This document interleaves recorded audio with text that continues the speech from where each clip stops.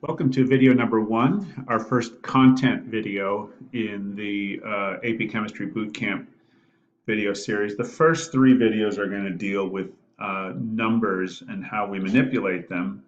And this video number one has to do with a couple things: scientific notation, which we will encounter quite frequently, and then as well as logarithms and exponential functions, which we don't see early on very much in the course, but we will see in the second semester in particular.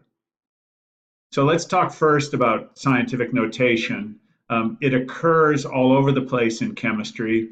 If you think about chemistry and numbers, one of the best known numbers in chemistry is Avogadro's number, which is 6.02 times 10 to the 23rd entities or particles per mole. So that's written in scientific notation. Other common constants, Planck's constant, 6.63 times 10 to the minus 34th joules seconds. The speed of light, c, 3.00 times 10 to the 8th meters per second. These are constants that we'll encounter that you can see are written in scientific notation, but we'll also often, just as a result of calculations, wind up with numbers in scientific notation. For example, you might calculate the energy of a photon of a particular wavelength of light to be 4.5 times 10 to the minus 19th joules per photon. Or in looking at the rate of a particular reaction under a given set of conditions, you might find that the rate of that reaction is 3.4 times 10 to the minus 4th moles per liter per second. So these are all numbers in scientific notation that we will encounter in chemistry.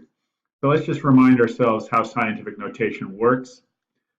Numbers in scientific notation have two parts: a coefficient, which I've designated here as m, and then a base, which is always going to be 10 for us, with an exponent n.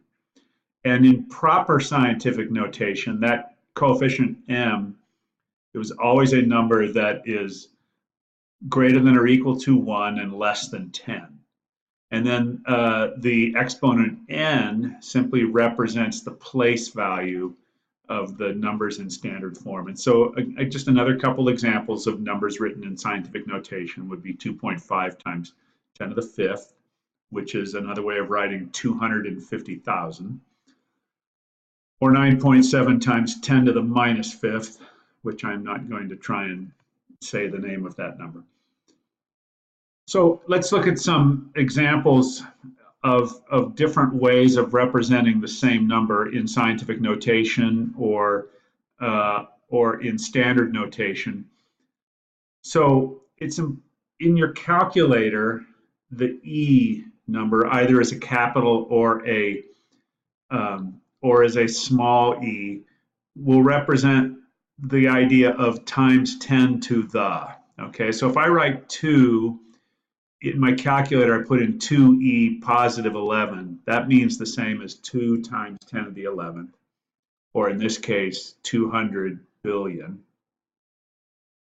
Or if I wrote 6.65e minus 7 in my calculator, that is the same as saying 6.65 times 10 to the minus 7. And that is represented by this number here. Sometimes it's useful to use what I would call improper scientific notation. And I've just mentioned that in proper scientific notation, the value of the coefficient is always between 1 and 10. Sometimes it's useful to not put it into a form in which the coefficient is between 1 and 10. One instance of that is going to be in addition and subtraction, which we'll talk about in just a moment. But another one is in comparing numbers. So for example, later in the year when we get to kinetics and reaction rates, you might see a table in which you see in experiment 1, it gives the rate there. In experiment 2, it gives the rate of the reaction under a different set of conditions. And if you don't look closely, you might think that that rate is actually going down from 6 to 1.2. But in fact, this number is larger than that number. And if we write them in improper scientific notation, and sometimes your textbook will do this, it makes it easier to compare the numbers. So if I keep the value of the exponent n the same here, even though this number is not in proper scientific notation, it allows me easily to see that the rate in experiment 2 is twice the rate in experiment 1. rather than looking at these numbers in which you might, if you're not looking closely, think that the rate of experiment 2 is actually 1/5 of the rate of an experiment 1. Well, having talked about what scientific notation is, let's just remind ourselves how we multiply and divide numbers in scientific notation. And the key here is just remembering what to do when you're multiplying the exponents of 10. Anytime you multiply two exponents together that have the same base, you simply add the exponents. So x to the a times x to the b is equal to x to the a plus b. In our case, 10 to the a times 10 to the b is going to be equal to 10 to the a plus b. And when you divide, you simply subtract. And so 10 to the a divided by 10 to the b is simply 10 to the a minus b. So some examples of that, if I was going to multiply 2.5 times 10 to the 6th by 3.2 times 10 to the 3rd, the way to do that is to multiply the two coefficients together and then multiply the two base 10 terms together, and then make any adjustments to put them into proper scientific notation that we need. So in other words, I can rewrite this 2.5 times 10 to the 6th times 3.2 times 10 to the 3rd as 2.5 times 3.2 times 10 to the 6th times 10 to the 3rd.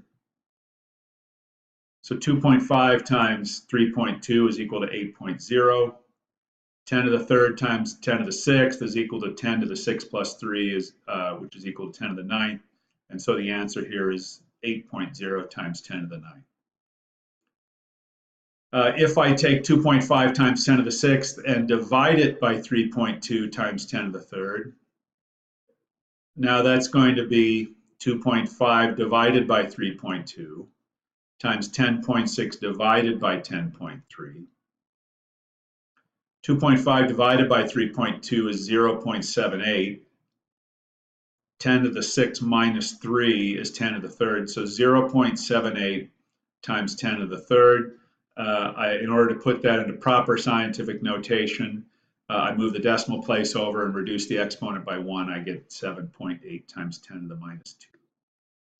So there's examples of multiplication and division of numbers in scientific notation. When I'm adding and subtracting, this is the other instance in which I may need to use improper scientific notation, because in order to add or subtract numbers in scientific notation, the exponent of 10 has to be the same for both numbers.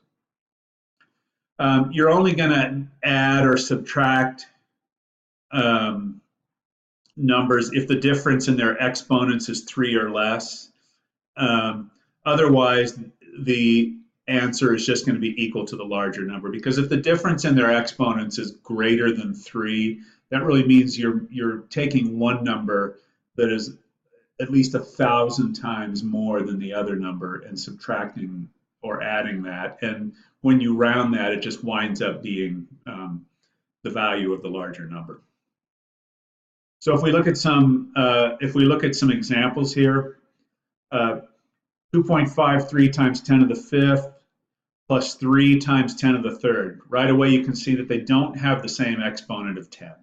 And so I'm going to have to change one of them, either by making this 0.03 times 10 to the 5th, or I could make this 253 times 10 to the 3rd. Either way, I wind up having the same exponent of 10 for both. In the way that I'm solving it here, I've done the first thing. I've taken 3 times 10 to the 3rd and converted it into 0.03 times 10 to the 5th. Now I'm adding 2.53 plus 0.03. I get 2.56 times 10 to the 5th. Note that if I had done it the other way and instead made this 253 times 10 to the 3rd, I would have wound up with 256 times 10 to the 23rd, which is also in proper scientific notation 2.56 times 10 to the 5th. If I subtract 3 times 10 to the 8th minus 2 times 10 to the 3rd, well, now you can see that the difference in these exponents is greater than 3, right? The difference in the exponents is 5. And you'll see what happens is if I take 3 times 10 to the 8th and subtract, and put this number into the same with the same exponent of 10, it's 0.00002 times 10 to the 8th.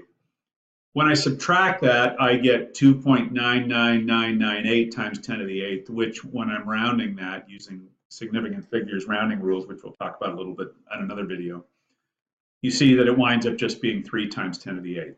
So because this number is so much larger than this number, then the difference between them is insignificant, or the difference between them is equal to just the value of the larger number. Okay, so let's do some practice problems. You can go ahead and, if you want, pause the video, work these out yourself, and then once you've done that, turn the video back on and check the answers.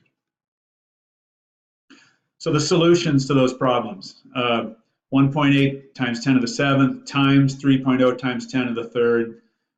You multiply the two coefficients, you get 5.4. You add the exponents, 10 to the 7th times 10 to the 3rd is equal to 10 to the 10. If I am dividing them, it's going to be 1.8 divided by 3, which is equal to 0.6. 10 to the 7th divided by 10 to the 3rd is 10 to the 4th. So 0.6 times 10 to the 4th is equal to 6 times 10 to the 3rd. If I'm adding them, because again the difference in the two exponents is greater than 3, then the value of this number is essentially insignificant compared to that number when it comes to addition and subtraction. And so the answer is simply whether I am adding or subtracting. The answer in this case, when rounded, is equal to the value of the larger number. Okay, the other thing we want to talk about in this video is logarithms and exponential functions. These will generally occur, for the most part, during the second semester, and we will deal mostly with natural logarithms. It's only when talking about pHs that we deal with base 10 logarithms. We do a lot of math, though, with natural logarithms in the second semester. But just to remind ourselves what these are. A base 10 logarithm, if I say the log of x is equal to y, that means 10 to the power of y is equal to x. And so the log of 1,000 is equal to 3, since 10 to the 3rd is equal to 1,000. The log of 50 is equal to 1.7, since 10 to the 1.7 is equal to 50. Like I said, the more common thing that we'll actually see in the course is natural logarithms, which are indicated with the lowercase ln. And so, and the base of natural logarithms is the number called e, and e has a value to 3 significant figures of 2.72. So if the log of x is equal to y, that means that e to the power of y is equal to x. And so if I'm actually asking what is the log of e, it's equal to 1, since e to the first power is equal to itself, 2.72. The natural log of 50 is equal to 3.91 because 2.72 to the 3.91 power is equal to 50. Now, sometimes you're going to want to reverse things where you have a logarithm and you want to get a base 10 logarithm and you want to know what the number is, or a natural logarithm and you want to know what the original number was. If the log of x is equal to y, that means 10 to the y is equal to x. So if the log of x is equal to 3.5, that means that x is equal to 10 to the 3.5 power, or 3,200. If the log of x is equal to negative 5.60, then x is equal to 10 to the negative, that should be 5.60, not 6.50, which is 2.5 times 10 to the minus 6. Similarly, with natural logarithms, if the log of a particular number is equal to 12, then I know x, the number I'm looking for, is equal to e to the 12th, which is 1.6 times 10 to the 5th. Of course, you get these numbers from your calculator. I don't have them memorized in my head. If the log of x is equal to negative 0.55, then x itself is e to the negative 0.55, which is, again, the calculator would tell you is 0.58. On a typical SI calculator, TI calculator, I'm sorry, not SI, Texas Instruments calculator, which basically everybody has, these functions are over here, the log and the natural log, and then above them, which you get to by hitting the second key, is the 10 to the x function and the e to the x function. All right, here's some practice problems. So you can take a look at these, pause the video if you'd like, work them out, and then check out the solutions. Okay, so here are our solutions. The log, the base 10 log of 1962 is equal to 3.29. And so you would simply, in your calculator, type in, hit the log button, and then followed by 1962 and the equal sign, and it would give you 3.29. The natural log of 0.055 on your calculator, you would hit the ln button and then type in 0.055 and hit the return or the enter or the equals, and it would give you negative 2.90. So e to the negative 2.90 is 0.055. Find x. When the log of x is equal to negative 4.74, you would do that by using the 10 to the x function and then putting in as your number negative 4.74. So 10 times 10 to the negative 4.74 is 1.8 times 10 to the minus fifth. And then finally, to find x, when the log of x is equal to 0.4, you would use the second e to the x function on your calculator and type in 5.4. And so e to the 5.4 is equal to 221. The last thing I want to talk about is quadratic equations. Hopefully from your math classes you're familiar with these, but quadratic equations take the form of some x squared term plus some x term plus a numeric term being equal to 0. And so we would define that as a x squared plus bx plus c is equal to 0. And we can solve for x. So for example, in this example, 22x squared minus 4.3x plus 0.2 is equal to 0. A is equal to 22. B is equal to negative 4.3. C is equal to 0.2. And you can solve for the value of x by using the quadratic formula, which is x, as we have all hopefully memorized at some place along the line. X is equal to negative b plus or minus the square root of b squared minus 4ac over 2a. And if you are enterprising enough to be able to figure out how to program your calculator to do this, or your calculator is already programmed to do it, and just to find out how to use that, that is perfectly fine with me. I'm very happy for you to do that rather than try to take up time on a quiz or test trying to laboriously go through the quadratic formula.